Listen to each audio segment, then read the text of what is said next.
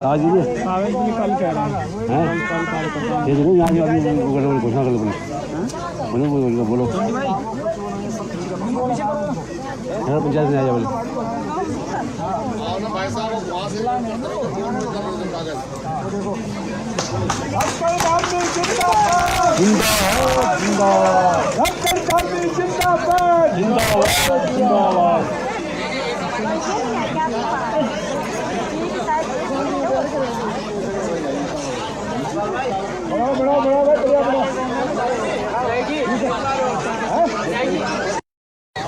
अरे भाई जी भाई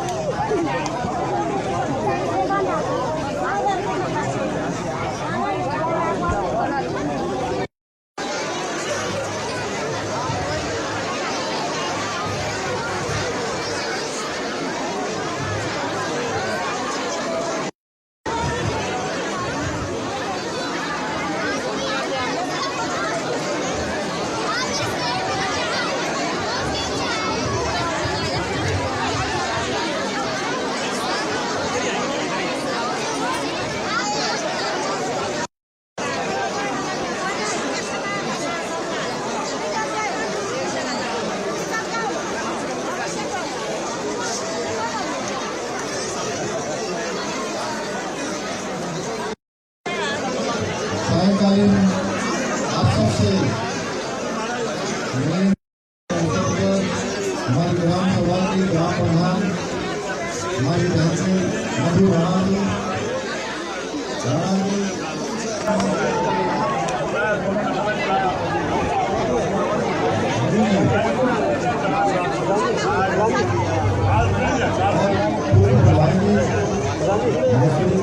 हमारे यहाँ के लोग विधायक भाई सुरेश चौहान जी, हमारे जिलाध्यक्ष श्री सुरेंद्र पुरोला क्षेत्र के विधायक भाई दुर्गेश्वर लाल जी और मीडिया प्रभारी श्री मंजीत चौहान जी, हमारे यमुनोत्री के लोकप्रिय विधायक भाई संजय डोभाल जी, मीडिया प्रभारी श्री मंजीत जी, हमारी बहन स्वराज चौहान जी, सूरत राम पटियाल जी एवं हमारे सभी वरिष्ठ नेतागण, हमारे भाई युवा अमित सेमवाल और इस ग्राम सभा में आए हुए हमारे सभी अतिथिगण, सभी हमारे पदाधिकारीगण और इस ग्राम सभा के इतनी बड़ी संख्या में आए हुए मेरी सभी माताएं बहनें और मेरे सभी बड़े बुजुर्ग, मैं उनको सबको प्रणाम करता हूँ, सबको मैं नमन करता हूँ। हमारे प्यारे प्यारे छोटे छोटे नन्हे मुन्ने बच्चे वो भी आज इस कार्यक्रम में सम्मिलित हुए हैं। मैं आप सबका, आपने इतनी गर्मजोशी से मेरा यहाँ पर पहुँचने पर स्वागत किया है, मैं भी आपका अपनी तरफ से दोनों हाथ जोड़कर सिर झुकाकर आप सबका मैं स्वागत करता हूँ।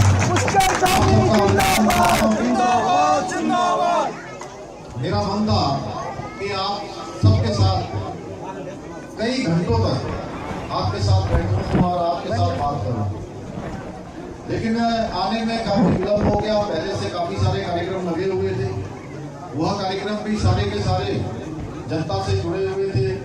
कभी विभागों की समीक्षा लोकार्पण शिलान्यास था और आज जनपद उत्तरकाशी की यहाँ पर 350 करोड़ की योजनाओं का आज हमने लोकार्पण और शिलान्यास यहाँ के विकास के लिए किया है। इन योजनाओं के पूरा हो जाने के बाद निश्चित रूप से एक विकास का नया अध्याय उत्तरकाशी जनपद के लिए चालू होगा, एक नए अध्याय की शुरुआत होगी। भाइयों बहनों, मैं चूंकि बहुत ज़्यादा नहीं बोलना चाहता, मैं आपका धन्यवाद करने के लिए, आपसे मिलने के लिए, आपकी बात सुनने के लिए आया। आप लोगों में से बहुत सारी एप्लीकेशन मुझे यहाँ पर दी है आप लोगों ने, मैं उनको सबको अपने साथ लेकर जा रहा हूँ। कुछ मैंने यहाँ जिलाधिकारी उत्तरकाशी को कुछ एप्लीकेशन दी हैं, वो उस पर कार्रवाई करेंगे। कुछ ऐसे काम हैं जो एकदम से यहाँ से नहीं हो सकते, उनको आगे प्रस्ताव के रूप में सम्मिलित करेंगे। हमारी बहनों को देखकर मुझे बड़ा अच्छा लगा कि उनके मन में जिज्ञासा है कि वो कुछ करना चाहते हैं। जैसे आपने कहा कि हमको विपणन की व्यवस्था होनी चाहिए, लेकिन स्थानीय उत्पाद बने। हमारी सरकार इसको लेकर पूरी तरह से गंभीर है। हमारी एक बहन जी ने कहा कि टेक होम राशन की जो समस्या आई है, वो समस्या भी आज केवल उत्तराखंड राज्य के लिए नहीं है, बल्कि संपूर्ण भारतवर्ष के लिए जो गाइडलाइन बनी है, उस गाइडलाइन के अनुरूप चल रही है। उसको हमने 1 साल तक उसको हमने नहीं लागू किया, लेकिन उसके बाद जब भारत सरकार ने हमको लगातार ये कहा कि जो सुविधा, जो सहायता भारत सरकार देती है, उस सुविधा को रोक देंगे, तब जाकर उस योजना को यहाँ पर लागू किया गया है। लेकिन उसके बाद क्योंकि मैं मानता हूँ कि हमारी बहनें जो स्वयं सहायता समूह के माध्यम से काम करती हैं, उनका रोजगार आगे बढ़ना चाहिए, उनका प्रोत्साहन होना चाहिए, उनका काम रुकना नहीं चाहिए। उस दिशा में हम काम करेंगे और निश्चित रूप से उस काम के लिए क्या रास्ता हो सकता है, उस रास्ते को भी निकालने का प्रयास करेंगे। मैं आप सबसे एक बात कहना चाहता हूँ कि आज हमारे देश के यशस्वी प्रधानमंत्री मोदी जी का जो प्रधानमंत्री का कालखंड है, 9 साल का कालखंड, वो 9 साल का कालखंड पूरा हुआ है। और इस 9 साल के कालखंड में हिंदुस्तान के अंदर वो सारे काम हुए हैं जिन कामों के बारे में कोई सोचता भी नहीं था। गरीब लोगों के बारे में, घर घर में शौचालय बनाने हो, घर घर में स्वास्थ्य के कार्ड देने हो, आयुष्मान भारत योजना लागू करनी हो, या जिनकी नौकरी छूट गई उन सब लोगों को किसी न किसी तरीके से उनके घर में 2 टाइम का अन्न आता रहे, 2 टाइम का खाद्यान्न आता रहे, उसकी व्यवस्था करनी हो। समाज के अंतिम छोर में खड़े हुए लोगों तक कैसे सुविधा पहुंचे, कैसे उन्होंने बिना पैसे के जन धन के खाते खुलवाए। उस जन धन के खातों से आज जो सब्सिडी का पैसा, जो सहायता का पैसा दिल्ली से यहाँ भेजा जा रहा है, वो 100 रुपये में 100 रुपया सीधे सीधे खातों में पहुंचता है। अन्यथा पहले के समय में क्या होता था, पहले की सरकारों के समय में ऐसी व्यवस्था नहीं थी। ऐसी व्यवस्था नहीं होने के कारण से वो जो पैसा भेजा जाता था, उसका 85% यानी कि 100 रुपये में से 85 रुपया गायब हो जाता था, और जिसके लिए पैसा भेजा जाता था उसके हाथ में मात्र 15 रुपया आता था। मोदी जी ने इस भ्रष्टाचार को समाप्त किया है। मोदी जी ने गरीबों के लिए योजना बनाई है। मोदी जी ने हमारी बेटियों को आगे बढ़ाने के लिए योजना बनाई है। गरीबों को मकान देने के लिए प्रधानमंत्री ग्रामीण आवास योजना, प्रधानमंत्री अर्बन यानी कि शहरी आवास योजना बनाई है। हर क्षेत्र के लिए उन्होंने योजना बनाई है, कोई क्षेत्र ऐसा नहीं छूटा है। किसानों को आगे बढ़ाने के लिए काम किया है। हम भी उन्हीं के मार्गदर्शन में, निर्देशन में आज 4 धाम ऑल वेदर रोडें जिस प्रकार से बन रही हैं, जो प्रस्तावित है, जिस प्रकार से रेल सेवा लाई जा रही है, जिस प्रकार से सड़क सेवा बढ़ रही है, जिस प्रकार से हवाई सेवा बढ़ी है, हमारे चारों धामों का जिस प्रकार से आवागमन हुआ है, वो किसी से छुपा हुआ नहीं है। आप देखिए, एक समय में गंगोत्री यमुनोत्री में आने वाले जो हमारे तीर्थ यात्री थे, वो तीर्थ यात्रियों की संख्या महज 1000-2000 हुआ करती थी। आज वो यात्रा बढ़कर प्रत्येक दिन का जब आंकड़ा देखते हैं तो यमुनोत्री भी 10,000 से पार जाता है, गंगोत्री भी 10,000 से पार जाती है। आप समझिए कि 20,000 की संख्या प्रत्येक दिन की यहाँ पर जो है देश विदेश से आने वाले श्रद्धालु पर्यटक आ रहे हैं। केदारनाथ, बद्रीनाथ में यात्रा चल रही है। यमुनोत्री के लिए हमने ये किया है कि आगे चलकर वहाँ पर हम रोपवे लगाने वाले हैं, जिससे आने वाले समय में और ज्यादा हमारे तीर्थ यात्री आए, हमारे धार्मिक कार्यक्रम करने वाले लोग आए, श्रद्धालु भक्तगण आए, उनको किसी प्रकार की परेशानी न हो। ऐसे अनेकों काम शुरू करे हैं। आज चाहे आने वाले समय में गंगोत्री से ऋषिकेश रेल लाइन का प्रस्ताव भारत सरकार को देना हो, या इस पूरी घाटी को ये जैसे होम स्टे के काम यहाँ पर बहुत तेजी से बढ़ रहे हैं। पर्यटन के क्षेत्र में पर्यटन की हम नई नीति लेकर आए हैं और पर्यटन की नई नीति में हमने प्रावधान किया है कि 75% कैपिटल अमाउंट पर 100% सब्सिडी, यानी कि 100% तक सब्सिडी देकर हमारे होम स्टे बने, वीर चंद्र सिंह गढ़वाले की योजना बढ़े, हमारे पर्यटन के क्षेत्र में काम करने वाले लोग बढ़े। ईमानदारी से काम हो, सरकार के अंदर बेईमानी भ्रष्टाचार पूरी तरह से बंद होना चाहिए। उसको लेकर हमने संकल्प लिया है, सौगंध ली है और शपथ ली है कि प्रदेश के अंदर छोटे छोटे हमारे जितने कार्यालय चलते हैं, बड़े कार्यालय चलते हैं जिलों में, प्रदेश में, सब कार्यालयों में उत्तराखंड की विजिलेंस को मुस्तैद किया है और कई लोगों को जिन्होंने जो भ्रष्टाचार में लिप्त थे उनको पकड़ के जेल के अंदर भेजने का काम भी किया है। लोगों का हमारे दफ्तरों में काम में कोई रुकावट न हो, किसी प्रकार की लेट लतीफी न हो, कोई किसी से कुछ मांगने से, कुछ देने के लिए, कुछ लेने के लिए कार्यालयों में काम न करें। इसके लिए 1064 एक नंबर भी विजिलेंस ने जारी किया है और कहीं पर भी अगर कोई शिकायत आती है, किसी कार्यालय में कोई देर करता है, कोई डिमांड करता है किसी चीज की कि मुझको कुछ पैसा दीजिए तब मैं काम करूंगा, तो आप अगर इस पर शिकायत कर देंगे तो नाम नहीं बताया जाएगा, उसकी जांच होगी। अगर वो कहीं भी दोषी पाया जाएगा तो उसको सीधे आप समझ लीजिए कि जेल की सलाखों के पीछे भेजा जाएगा। पहले हमारे बच्चे सब परीक्षा देने जाते थे, पढ़ते थे, लिखते थे, खूब मेहनत करते थे। उनके माता पिता भी कोई दूध बेचता था, कोई सब्जी बेचता था, कोई राशन बेचता था, अनाज बेचता था या कोई घी बेचता था, अपने जेवर भी रख देता था, कोई जो है कर्जा लेता था, जमीन बेचता था, तब जाके अपने बच्चों को पढ़ाने के लिए भेजता था। लेकिन जब रिजल्ट आता था तो बच्चे पास ही नहीं होते थे, उन बच्चों का नंबर ही नहीं आता था जिनके अंदर खूब योग्यता है, जिन्होंने आंखों में चश्मा लगा लिया पढ़ते पढ़ते, उन बच्चों का भी नंबर नहीं आ रहा था। लेकिन हद हो गई जब ये काम लगातार चल रहा था, शिकायत भी बार बार आती थी, पर्चे लीक हो जाते हैं, पेपर आउट हो जाते हैं, इन भर्तियों में नकल हो जाती है। भाइयों बहनों, कोई हिम्मत करने वाला नहीं था, किसी ने हिम्मत नहीं करी।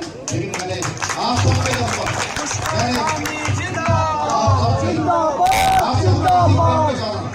मैंने इसका साहस किया और जो भी लोग इसमें लिप्त थे हमने उनके खिलाफ कार्रवाई करी। आज 80 से ज्यादा लोग इस पूरे नकल के प्रकरण में जेल की सलाखों के पीछे हैं और इसके बाद हिंदुस्तान का, पूरे देश का सबसे बड़ा कानून, नकल विरोधी कानून लेकर आए। और ये नकल विरोधी कानून लाने के बाद हमारी 4 परीक्षाएं हो गई और चारों परीक्षाएं बिल्कुल पारदर्शिता के आधार पर हुई हैं, नकल विहीन हुई हैं। जो योग्यता वाले हैं, जिनके अंदर प्रतिभा है, योग्यता है, जिसने पढ़ा है, जिसने परिश्रम किया है, उन सबको नौकरी मिली है, उन सबको चयन होने का अधिकार प्राप्त हुआ है। ये इसलिए किया हमने कि हमारे जो गरीब माता पिता हैं, गरीब भाई बहन हैं, उनके पास कोई पूंजी नहीं होती है सिवाय उनकी पढ़ाई लिखाई के, और वो पढ़ाई लिखाई के दम पर ही आगे जा सकते हैं। अगर ये पढ़ाई लिखाई भी उनकी इस तरह से नकल की भेंट चढ़ जाएगी, इस प्रकार से उसमें भी लूट हो जाएगी, तो उनके पास कुछ नहीं बचेगा भाइयों बहनों। इसलिए हमने तय किया कि हम देश का सबसे सख्त नकल का कानून लाएंगे, जिसमें हमने 10 साल की सजा तक का प्रावधान किया है। सारी जनपति, सारी संपत्ति उसकी जब्त करने का उसमें प्रावधान किया है। 1 करोड़ से लेकर 10 करोड़ रुपए तक का जुर्माना लगाने का भी उसमें प्रावधान किया है। जो भी नकल माफिया होंगे, वो नकल माफियाओं की सारी संपत्ति इसमें जब्त कर ली जाएगी। भाइयों बहनों, इसी तरह से आप देख रहे होंगे हम समान नागरिक संहिता का कानून यहाँ लेकर आए हैं कि आप कोई धर्म, कोई संप्रदाय, कोई मजहब मानने वाला हो, उत्तराखंड के अंदर अगर रहता है तो उत्तराखंड के अंदर आने वाले समय में सबके लिए एक समान कानून होगा, सबके लिए एक समान कानून होगा। धर्मांतरण का कानून हम लेकर आए। आपने देखा होगा कोई किसी देश में आया है, कोई टोपी लगा के आया है, कोई बड़ा नीचे तक का पैंट के ऊपर कुर्ता पहन के आया है, वो पता ही नहीं लग रहा था कि बुलाते थे, कुछ पढ़वाते थे, लिखवाते थे, उसके बाद कुछ लालच दे देते थे या कहते थे तुम बीमार हो तो बीमार तुम्हारा ठीक हो जाएगा, तुम ऐसे हो जाओगे, तुम ये धर्म अपना लो। ऐसे करके महापाप हमारे धर्म से कितने लोगों को दूसरे धर्मों में बदल दिया और लगातार चल रहा था। भाइयों बहनों, हमने तय किया कि उत्तराखंड हमारी देवभूमि है, लेकिन इतने हमारे देवी देवता है, माँ गंगा यहाँ से निकलती है, माँ यमुना का यहाँ उद्गम स्थल है। यहाँ पर हमारे बद्रीनाथ जी हैं, केदारनाथ जी हैं, नाथ देवता का स्थान है, काशी विश्वनाथ का स्थान है, माँ शक्ति का स्थान है। इन स्थानों पर ऐसे स्थान जहाँ पर देवता साक्षात विराजते हैं, वहाँ पर धर्मांतरण जैसा महापाप हुआ था। ये धर्मांतरण जैसा महापाप हमने कहा देवभूमि में किसी कीमत पर नहीं होने देंगे। उसके लिए भी हम सख्त कानून लेकर आए और हमने प्रावधान कर दिया, कानून बना दिया कि आप अगर कोई भी धर्मांतरण बिना किसी मर्जी के जबरदस्ती बिना डीएम की जानकारी के करेगा तो उसको 10 साल तक की सजा हो जाएगी, 10 साल तक की जेल हो जाएगी। इसलिए तो आप देख रहे हो कहीं लैंड जिहाद चल रहा है, कहीं जमीनों पर कब्जे हो रहे हैं, सरकारी जमीनों पर कोई कुछ कर दे रहा है, कोई कुछ कर दे रहा है। हमने कहा भाई हम 1 इंच भी सरकारी जमीन पर अब किसी का कब्जा नहीं होने देंगे और होता ही क्या सारी सरकारी जमीनों से अतिक्रमण कब्जा हटाना हमने सुनिश्चित किया और कानून के अनुसार विधि के अनुसार इस काम को आगे बढ़ाया है। इसी प्रकार से हमारे यहाँ पर जहाँ लैंड जिहाद चल रहा था, जमीनें हड़पने का काम चल रहा था, साजिशन एक बड़ी सोची समझी रणनीति के तहत काम चल रहा था, वहीं आपने देखा होगा लव जिहाद के मामले भी बहुत आ रहे। मेरे से पत्रकारों ने पूछा, मैंने कहा भाई उत्तराखंड के अंदर हम कोई भी ऐसा काम नहीं होने देंगे जिससे हमारे आने वाली पीढ़ियों को नुकसान हो, हमारे बच्चों को किसी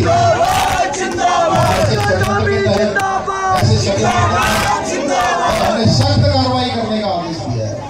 मेरी माताएं बहनें आगे बढ़े, उत्तराखंड के अंदर विषम परिस्थितियों में काम करती हैं, उसके लिए हमने 30% सरकारी नौकरियों में हमने उत्तराखंड की मातृशक्ति के लिए, हमारी माताओं बहनों के लिए हमने 30% महिलाओं का आरक्षण सरकारी नौकरियों में सुनिश्चित कर दिया है। 36 आरक्षण 30% उत्तराखंड में जो है लागू हो गया है। हमारे आंदोलनकारियों का मामला हो, चाहे प्रदेश के अंदर जो हमारे गरीब परिवार है, हमने चुनाव में भी कहा था, चुनाव में और भी दूसरी पार्टियां आई थी, उन्होंने भी बड़े बड़े वायदे करे थे, लेकिन चुनाव के बाद वो गायब हो गए, उन्होंने कोई वायदा नहीं निभाया। हमने कहा था हम 3 सिलेंडर साल में मुफ्त रूप से बिना किसी शुल्क के, बिना किसी पैसे के 3 सिलेंडर सरकार भरकर देगी और इस योजना को हमने आज लागू कर दिया है। 1,81,000 परिवारों को हम 3 सिलेंडर दे रहे हैं। अंत्योदय के जो परिवार हैं, जो अंत्योदय के समाज में अंतिम छोर में रहने वाले गरीब परिवारों के लोगों को, इसी प्रकार से हमने जो हमारे बुजुर्ग दंपत्ति वृद्धावस्था की जो पेंशन, विधवा पेंशन, दिव्यांग पेंशन, विकलांगों को जो पेंशन मिलती थी उसकी राशि बड़ी कम थी, उस राशि को हमने बढ़ाया, उसको हमने 1500 रुपये कर दिया। और घर में 2 दंपत्ति होते थे तो 2 दंपत्तियों में से अगर 2 बुजुर्ग हैं घर में, चाचा चाची हैं, तो चाचा चाची में से एक ही को पेंशन मिलती थी और एक को पेंशन नहीं मिलती थी। ये झगड़ा भी हो जाता था घर में कई बार, पेंशन 1500 रुपये मिल रही है और एक को मिल रही, एक को नहीं मिल रही। भाई बहनों ने तय किया कि अब हम अपने बुजुर्गों के बीच में कोई मनमुटाव नहीं चाहते हैं और 2 बुजुर्ग हैं तो दोनों ही बुजुर्गों को अब पेंशन मिलेगी, ये भी हमने प्रावधान किया। किसान सम्मान निधि का जो पैसा है, किसान सम्मान निधि जिसके पास छोटी जमीन है उसके लिए वो 6,000 रुपये, उसका महत्व समझ सकता है कि मोदी जी ने उसके ऊपर कितनी बड़ी योजना लाकर कितनी सहायता का काम किया है। हर किसान के खाते में 6,000 रुपये डालने का काम किया है। यहाँ पर हमारे किसान भाई अच्छी खेती करें, अच्छे सेब का बागान लगाएं, कीवी का बागान लगाएं, दालचीनी लगाएं या कोई सब्जी उगाएं, उनके लिए हमने जहाँ एप्पल मिशन, कीवी मिशन, दालचीनी मिशन, तिमूर मिशन को हम मिशन के रूप में लाए हैं, वहीं हमने 1 साल में 18,000 पॉली हाउस सरकार की तरफ से बनाकर देने का भी हमने प्रावधान किया है। आज ही मैं पूछा था कि आज मैंने हॉर्टिकल्चर में पूछा था तो उन्होंने बताया कि 1800 पूरे जिले में 1800 पॉली हाउस हमारे उत्तरकाशी जनपद में भी बनाए जाने का प्रावधान है। इससे जो है यहाँ स्वरोजगार बढ़ेगा, हमारी माताएं बहनें जो काम कर रही हैं उनको अच्छा बाजार मिले, यानी कि कोई काम कर रही तो उनको बाजार मिलेगा, बाजार में उनका उत्पाद बेचा जाएगा, वो स्वयं तो रोजगार उनको मिलेगा ही मिलेगा, उनके रोजगार के साथ साथ वो दूसरे लोगों को भी रोजगार देने का काम करेगी। और हमारी नई पीढ़ी, जहाँ हम सरकारी नौकरियां दे रहे हैं, सरकारी जितनी भी नौकरी खाली है सारे हम उससे विज्ञापन निकाल रहे हैं, सारी भर्तियां निकाल रहे हैं, लेकिन सरकारी नौकरियों से ही सारी बेरोजगारी समाप्त नहीं होगी जब तक कि हम लोग स्वरोजगार के रास्ते पर नहीं जाएंगे। और मुझे आप सबको बताते हुए खुशी हो रही है कि हमारा उत्तराखंड अब एक नई दिशा की ओर बढ़ गया है, नया संकल्प लेके बढ़ गया है। यमुना घाटी हो, चाहे रवाई जौनसार की घाटी हो, चाहे जौनसार की घाटी हो, हमारे इस सारी बेल्ट में, पूरी बेल्ट में आज लोग बड़ी मात्रा में सेब का उत्पादन कर रहे हैं, बड़ी मात्रा में। और उत्तराखंड में अगर अव्वल कोई क्षेत्र है तो हमारा यही क्षेत्र है। और इस क्षेत्र को देखकर जिस प्रकार से आज सेब की खेती में यहाँ के लोगों ने लीड ले ली है, यहाँ के लोग आगे बढ़ गए हैं, पूरे उत्तराखंड को भी ये लोग एक दिशा देने वाले हैं। इन लोगों के कारण से पूरा उत्तराखंड आगे जाने वाला है। कीवी के क्षेत्र में खूब ज्यादा फसल हो रही है, अच्छी अच्छी सब्जियां उगा रहे हैं। उन सब्जियों को जो है आज राष्ट्रीय बाजारों में, देश के हर कोने में ले जाने की व्यवस्था, उसके लिए हम मंडी भी खोलने वाले हैं।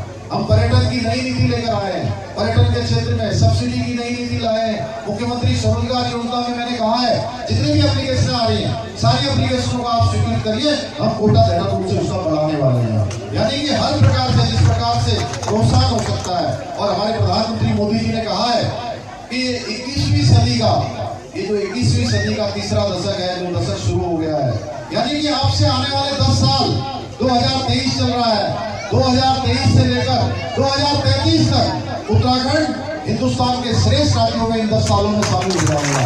तो प्रधानमंत्री जी ने हमारे उत्तराखंड के लिए सारी योजनाएं स्वीकृत करते हैं। जो भी हम उनसे मांग करते हैं, जो भी हम उनसे कहते हैं, उनका एक विशेष लगाव उत्तराखंड के साथ है। उनके उत्तराखंड की धरती में उनका मन बसता है। वो हमेशा आप देखिएगा, चाहे कोई दिन हो, 26 जनवरी को उन्होंने 2022 में 26 जनवरी के दिन उन्होंने उत्तराखंड की ही टोपी पहनी थी और वो टोपी पूरे देश विदेशों में गई। उनका उत्तराखंड के प्रति इतना प्रेम है।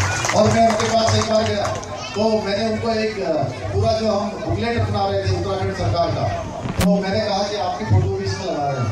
तो बोले मेरी टोपी वाली फोटो कहाँ है, जो उत्तराखंड की पहचान है। तो भाइयों बहनों, इतना उनका लगाव उत्तराखंड के एक चीज से, केदारनाथ की जो त्रासदी आई थी, उस त्रासदी के बाद अब नया केदारनाथ किस तरह से बन गया, वहाँ रोपवे बन रहा है, नया निर्माण हो रहा है, बद्रीनाथ का नया निर्माण हो रहा है, हेमकुंड जाने के लिए नया रोपवे का जो है शिलान्यास उन्होंने कर दिया, केदारनाथ जाने के लिए शिलान्यास कर दिया।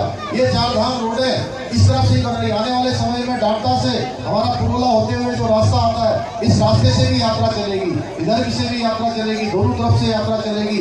चारों तरफ रोडों का एक नया मास्टर प्लान बनाया जा रहा है।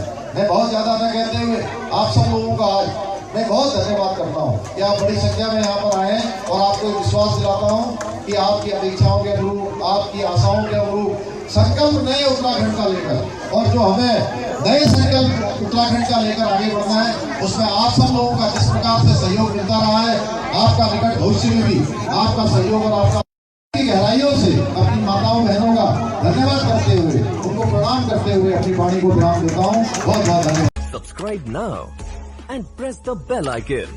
Never miss an update.